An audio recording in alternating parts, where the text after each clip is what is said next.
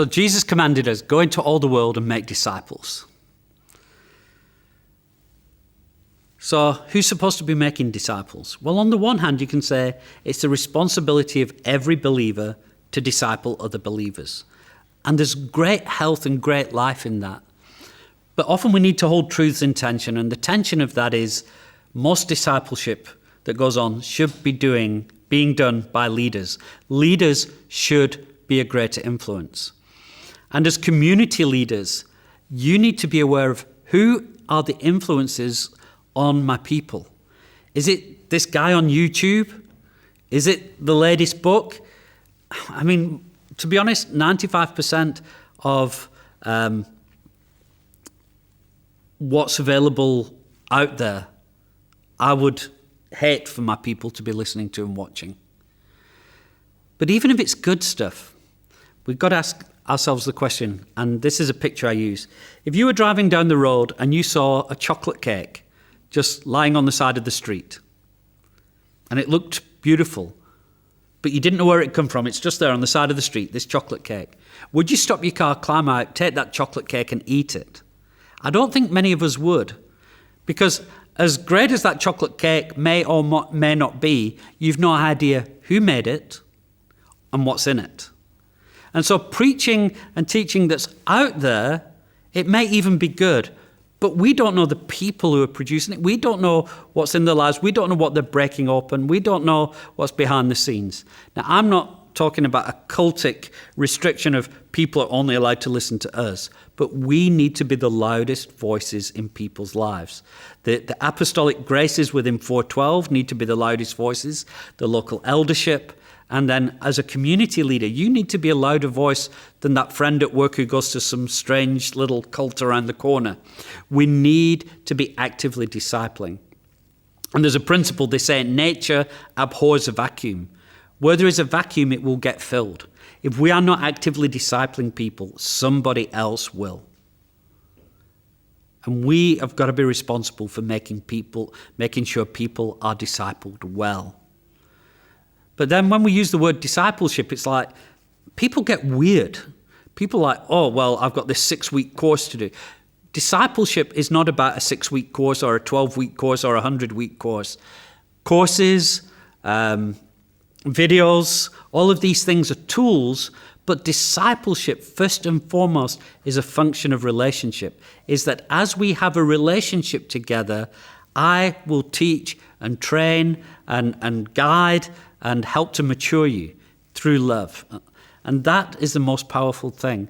You know, psychologists have discovered this principle, many of them, that if people feel loved, if they're shown empathy, if they're shown unconditional acceptance in a kind of counseling relationship, generally there's a positive outcome, regardless of any knowledge or techniques that counselor uses. That's what psychologists have said. That's their big secret, guys.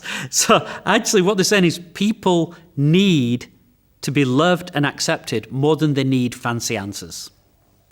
And so that is the foundation of discipleship. And so when we're discipling people, when we're leading people forward, yes, we need to be training formally and informally. We need to be helping people grow in their knowledge. We need to be helping people grow in relationship with Jesus. But we can do that in a way that isn't weird. We can do that in a way that isn't, let's go and sit in a classroom. And one of the most powerful tools we have is coffee and conversation.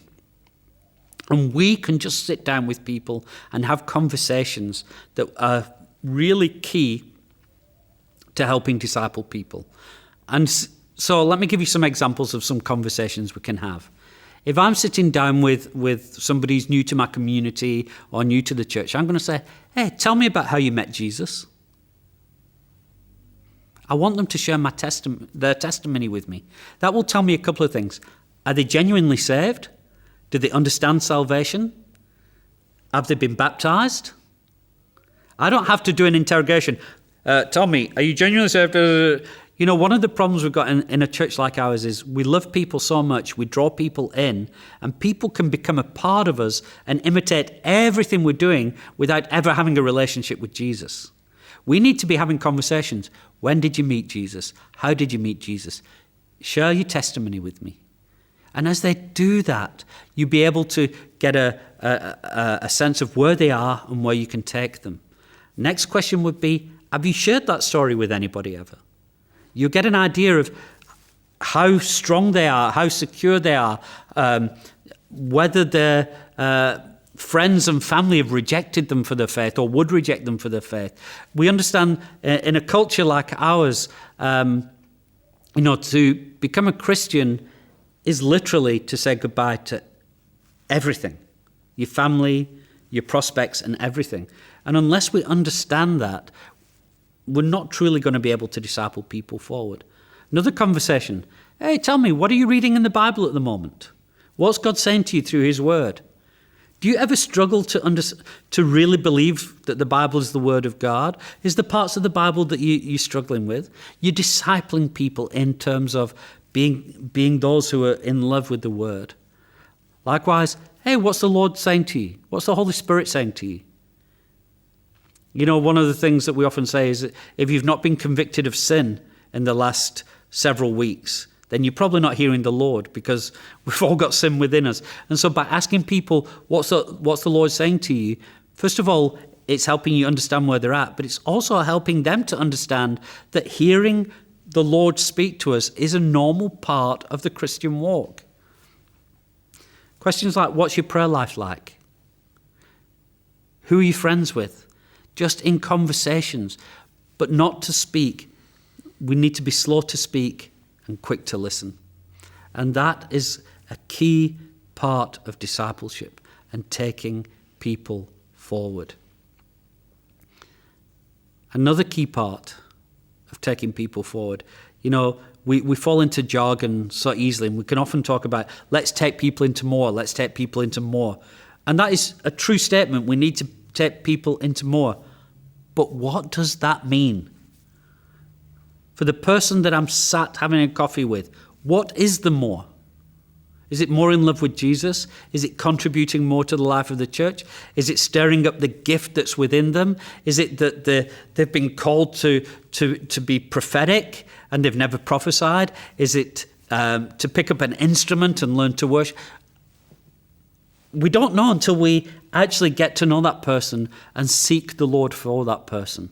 And so I want to encourage us to be deliberate, to be intentional, and to be faithful in discipling every single person that the Lord has given us responsibility for.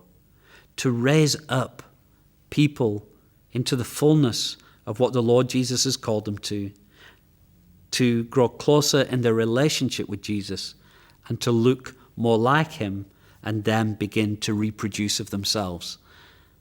As a community leader, part of discipleship is identifying who are the future leaders, so that as this community grows, we can plant out new leaders with new people.